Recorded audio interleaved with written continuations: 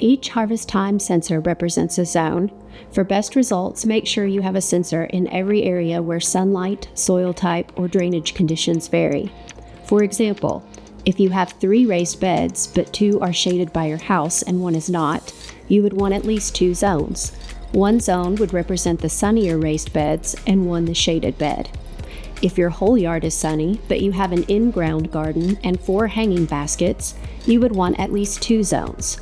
1 zone would represent your in-ground garden and 1 the hanging baskets. If you are planting several different types of plants, smaller zones and more sensors will be of benefit to help you group plants with similar needs and synergistic characteristics. For example, if you are planting a garden with herbs, vegetables, and flowers, you may choose to create several zones within that one garden. This allows you to group plants with similar watering needs together, group plants that attract beneficial insects with the plants benefiting from these insects together, and avoid planting varieties that hinder each other's growth or health. Sunlight directly impacts the health of your plants. Some plants need full sun, some need part sun, or do better with sunlight at a certain time of day, for example, morning sun and afternoon shade. And some plants prefer shade.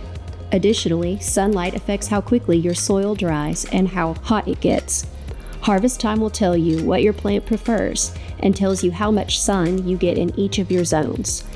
Consider variations in the amount of sunlight in your space and create enough zones to represent each variation. Broadly, soil can be loamy, sandy, or clay. All soils have some combination of these characteristics, but the dominance of one type over the others varies in different geographic areas. Additionally, the soil you buy at a nursery will be different than the soil in the ground around your house. Soil amendments can also affect your soil type. Your soil type will affect how quickly your soil drains and how your plants take in nutrients.